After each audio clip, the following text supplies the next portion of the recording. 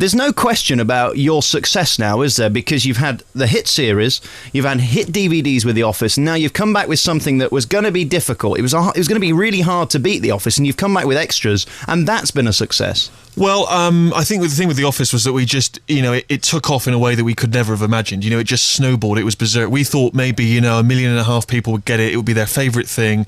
And then to find out it's been sold around the world and that Americans got it and that they remade it. And it's just berserk. It's beyond comprehension.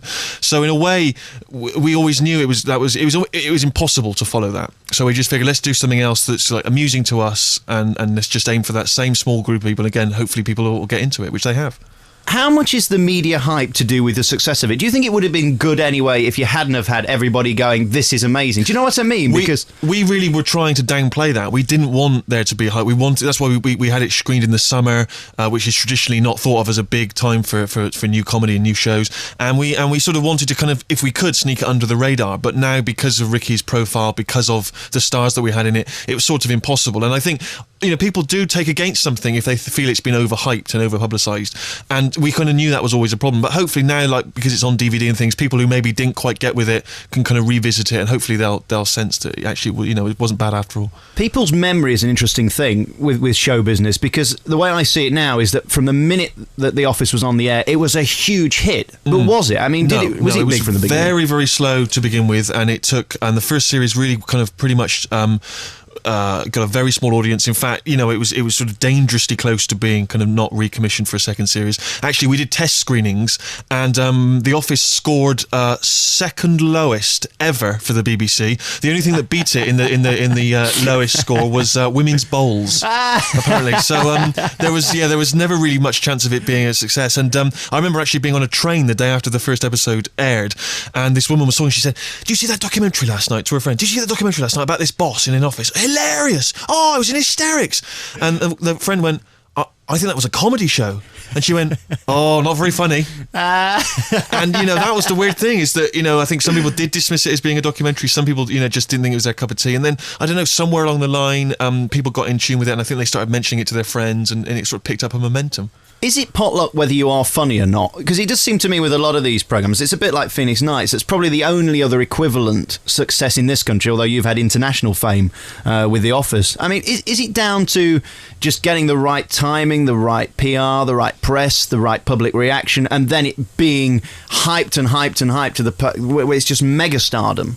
Well, it's interesting, actually, because I think a lot of the shows which we now assume are kind of TV classics, things like Fawlty Towers and Only Fools and Horses, people forget that those actually were very slow burners. Fools and Horses, for instance, when it first got screened, very small audience, no one really got in with it.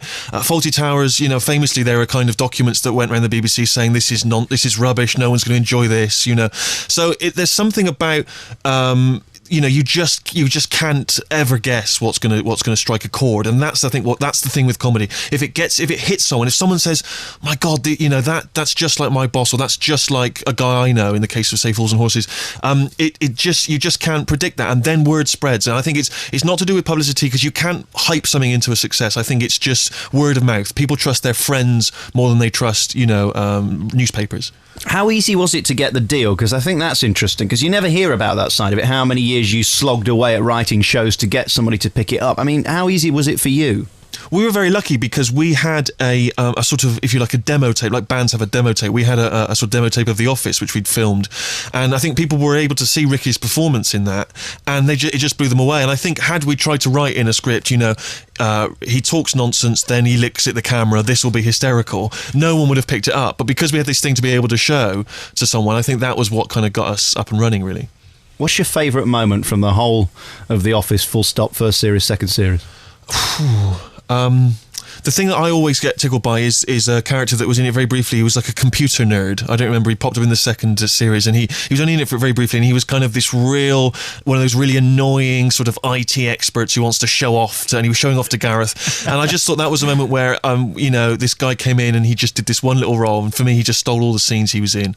And just little moments like that where it was exactly as we'd imagined it would be when we wrote it, And so often when you do comedy, there's somewhere along the line things going to change, time's against you, or the weather's not right. right, or the casting's not quite right, or something happens. But that was a moment where we just felt like we'd bottled whatever it was we wanted it to be, you know. We're going to take a piece of music in a moment, but for me, there's one classic bit that I think will be remembered next to Only Fools and Horses in Falling Through the Bar, and it's where he's having that serious conversation behind the desk and being fired, and stands up and he's got the emu costume on. Right, yes. And I genuinely think that is one of the funniest gags I've ever seen on TV because it's so unexpected. Yeah. Yeah, well, that's very sweet of you. Yeah, that was that. I remember that day was tricky because we had to make sure it was unseen, you know, and we couldn't, you know, and how on earth would no one have noticed it to begin with? But yeah, you know, that's the thing in the end is I think, you know, you can kind of try and be really smart and you can try and write kind of clever stuff, but in the end, visual humour I think is always the stuff which is most memorable for people. I think that's why the dance is remembered and Basil Fawlty's famous walk and, like you say, Del Boy Through the Hatch, and somehow that kind of visual image just stays in people's minds. I've got to ask you the question that I've been fascinated by for ages. Does it not bother the crap out of you that Ricky's got all this international fame and everybody thinks that he's the genius behind it, when actually it's almost 50-50, isn't it? Well, Ricky's always been very kind of good at making sure my name was mentioned in interviews and stuff, and always making it clear that it was kind of 50-50 partnership. And I was always amazed actually when, because I wasn't really in the office, I was always amazed that people kind of were aware of me as a writer, which is odd because you don't tend to realise, you know, most people probably don't know what John Sullivan looks like who did Fools and Horses. So that was always kind of weird. And obviously I was a little bit angry and bitter as he got to meet his heroes, you know, David Bowie, whoever it might be. So that was why I made sure I put myself in extras. I thought, you know, enough of this. I'm going to get a piece of this action. I tell you, when I realised he'd made it, one of my heroes is David Letterman. Sure. And when Letterman was having him on almost monthly and flying him out there to come on, and he went from being second guest to first guest, that's when you know you've really made it. I don't know how he felt about that, but wouldn't you like a part of that? Well, you know, I've had you know, my own sort of encounters with people that I've admired and I've met, and I presume this is one of them. It was absolutely right. No, I was just going to mention that actually. It was Ben Stiller, you know, you. But no, it's weird actually because it's tricky to think because I do, you know, it is fun. It must be exciting for him to go and do these things, but at the same time, you know, I'm quite a lazy man, and I love staying at home. I love just, you know, watching, you know, TV and playing video games and really stupid, simple things. And so to me, that, you know, the fun is really just he and I in a room together working, and that is the most enjoyable aspect of it. Making each other laugh, coming up with these crazy ideas, saying, "Oh, wouldn't it be funny if Samuel L. Jackson wandered on?" And then he does. You know, it was just that's mad stuff like that. So, you know. There are those moments where you think, oh, wouldn't it be great to you know, go and meet, you know, you got to meet Larry David recently, the creator of Seinfeld and things. But, you know, at the same time you think, well, you know, he deserves that. He was there and he was the guy that kind of, you know, he took that show on. He'd never acted before, he'd never performed, and he just did this extraordinary performance, and it took off for him, and sort of rightly so, really. It's interesting you mentioned Larry David, because Curb Your Enthusiasm is kind of on a similar vein to The Office, isn't it? It's shot in the same kind of almost unprofessional, as in documentary way. Well, I mean, that was the weird thing, is we'd never seen Curb Your Enthusiasm, and we went over to America to discuss the American version of The Office, and they showed us some tapes of this new show, Curb Your Enthusiasm, and we were just amazed by just how similar it was to, you know, just not sort of in terms of content, but just in flavour, as you say, and kind of in that same, you know, he, like us, loves that sort of excruciating social faux pas, you know, where you just dig yourself deeper and deeper into a hole. And so, yeah, that was a weird kind of, a weird sort of comparison, really. You didn't see the one this week with the burqa, did you? I have seen it, yes, yes. Outrageous. It's very, very funny. I mean, it does beg the same question as your show. How do you get away with it? Because it's almost, you've got to be very...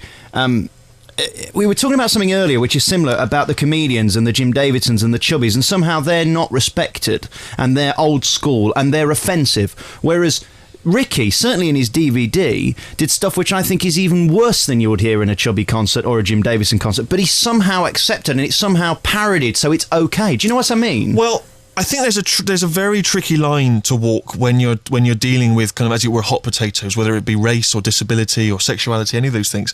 And I think for us, you know, those are subjects which are to be explored comedically, but that in themselves aren't intrinsically funny. We're not mocking disability, we're mocking the attitudes to it and the way that people feel awkward around disabled people. But you see, Bernard Manning will say the same thing about black people, won't he? That's how he'll defend it. Well, and you know, I'm not here to sort of pillory or defend Bernard Manning. You know, I mean, he is what you know, people, you know, take him to be.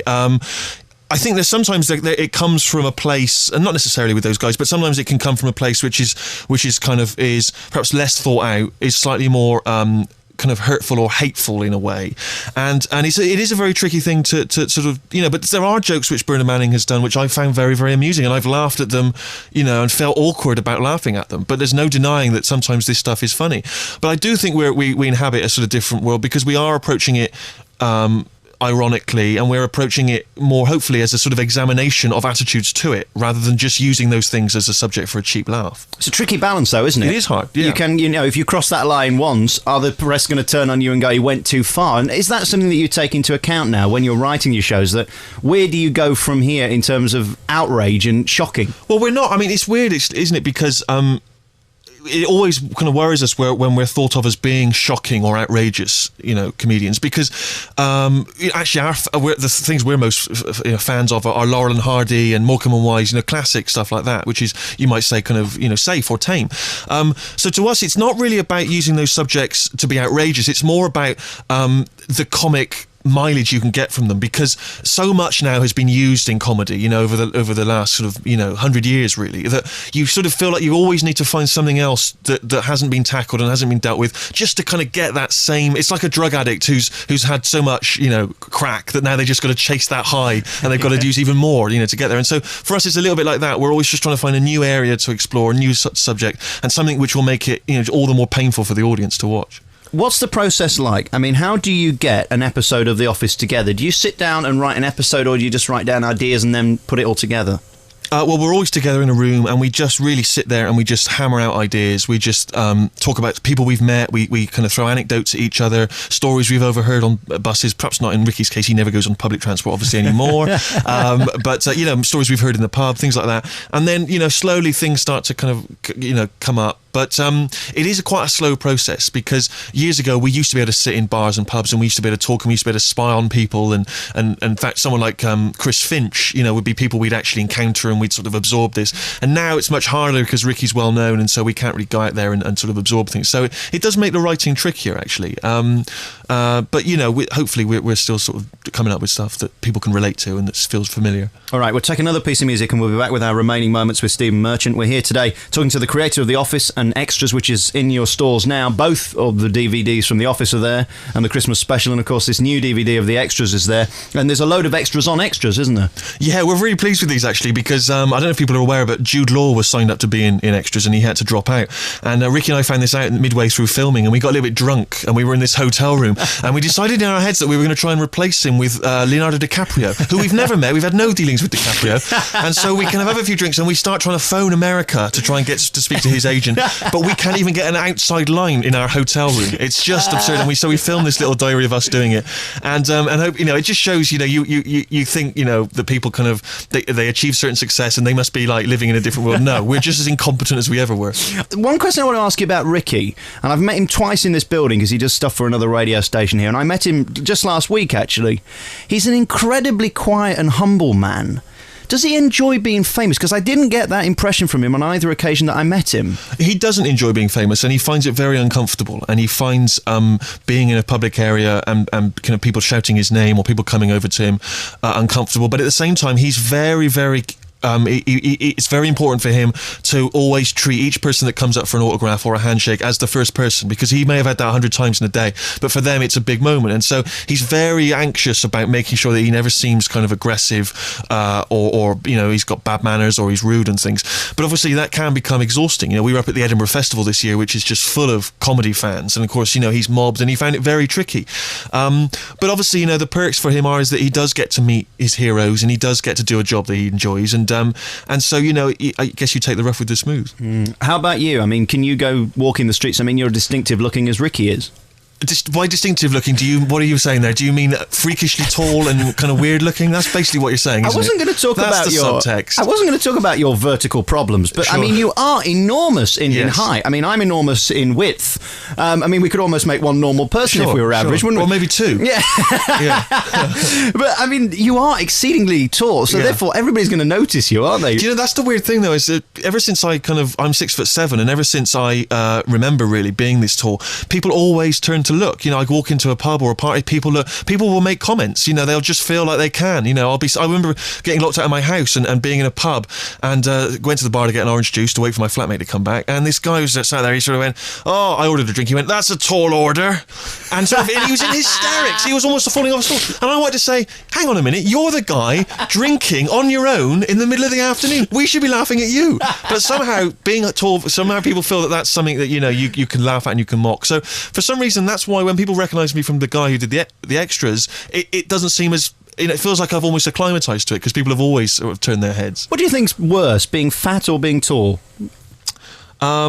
I suspect being fat, because I think tall is always thought of as being an achievement. It's like people go, "Well done, I just stopped at 5'6", but you kept going, good on you." Whereas sort of fat people, I think people tend to think, greed, don't they? That's what they associate. All right, next question. Ginger, fat or tall, the biggest disability? Geez, where are you going with this? This Me. Well, hang on, come on, you're not tall. I let go. Listen, let's talk about this DVD now. It's out. It's called Extras, and for those who haven't seen it, it really is quite extraordinary because you've got amazing amount of cast. I haven't talked about it massively because everybody asked the question about how did you get the stars and did they want to be on it. But there's one thing that I have to talk to you about, which is Les Dennis, which blew me away because it's so candid and real and honest. I mean, I've interviewed Les twice and he's a lovely man. He's a really nice man, but he has his flaws in the sense that he's a TV game show host, so he's tagged with that, and he does panto and he's a variety entertainer. And you bring him into this series and basically expose all of his wounds, and he plays along with it and takes his clothes off. Yes. It was over and above the Call of Duty with Les. I think the thing is that people forget that Les is a comedian and has been a comedian. And actually, after his tabloid troubles, he actually did a tour, a kind of short-lived stand-up tour, where he talked about a lot of these things. And, stand-up comics always draw on their life and they always joke about the things that they've experienced. And for us, and I think for Les, that was what we were doing in the show. It was a kind of exorcism for him, because and I think... it was with his blessing. We said to him, "Is there anything you don't want us to talk about?" And he just was happy for it to kind of go in there. And in fact, he was throwing in lines. And there's a line right at the end of the show where Les is in bed with a woman, and you just hear him shout, "If it's up there, I'll give you the money myself," which is his catchphrase from Family Fortunes. And he ad-libbed that himself. That was his idea. He just threw that in, and we were just on the floor dying with laughter. So, it was with his blessing, and it was a sort of collaboration with him. And so I hate the idea for people to think that it was exploitation. No, I don't think it was, and you can tell that he enjoyed it. But even you mentioned the tour. The tour wasn't successful, as I understand it, and I think it was cancelled because he only got 14 people at one of his venues. So even that's kind of tragic in itself. Do you know what I mean? He isn't like yourself that's at the top of their game. But I think that's just because, in a way, he was in that phase just before, if you like, alternative comedy broke through. And actually, he is a man who's, he loves alternative stuff and he watches that and he's a fan of that. But it's just, like you say, people tend to think of him as being kind of old school and actually lumping him in with a lot of those old school entertainers. Whereas actually, he's younger than them and he does have a different outlook. And so, hopefully by being involved with us, people have sort of realised that he's got a whole different sensibility, a comic sensibility that people didn't even realise. Well, it's given him international exposure, isn't it? Well, in every sense. Is this going to America, Extras? Extras has been shown in the States, on a channel called HBO that's, as you know, kind of well respected and well thought of. So I mean, how they're going to take the Les Dennis episode or even the Ross Kemp one, who are relatively unknown in there, I don't know. But we still kind of make stuff for England, and we have had invitations to go and work in the States and things. But for us, we feel uniquely British, and we feel like we have a British sense of humour, and we just don't really feel like we want to go there. And we'd always feel like we didn't really understand American, mindset in the way that we understand the British one. Seems a bit harder, doesn't it? A bit more gaggy as well, their jokes. I mean, I haven't seen any of the American Office deliberately. I don't want to watch it because I don't think they could come anywhere near to what you've done. So I see no point in wasting my time. But I love the Lettermans and people, but they're very joke-orientated, aren't they? And ching at the end of everything. Yeah, and I think when they do that, they do it brilliantly. And I'm a big fan of a lot of the mainstream American shows, the Friends, for instance, I used to love. And obviously, things like MASH were always kind of much darker than people remember.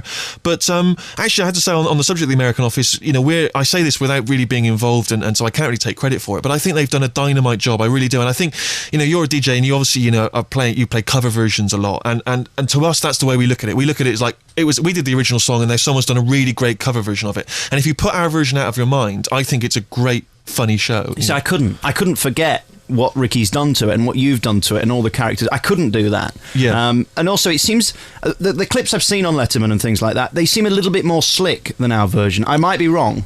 What are you saying? Our version was shoddy? Yes. Oh no, well Yes. maybe so, but as I say, they're making it for a different audience, and they're making it for people that never saw the original, and I still think that as far as British sitcoms, American sitcoms go, I think it's one of the best out there. I think it's really good. All right, listen, great to talk to you today. Thank you so much for sparing your time. I know you're really busy, and good luck with this DVD. I don't really have to push it because it is going to be, I'm sure, number one, or at least in the top 10, if not this week by Christmas, because everybody wants it.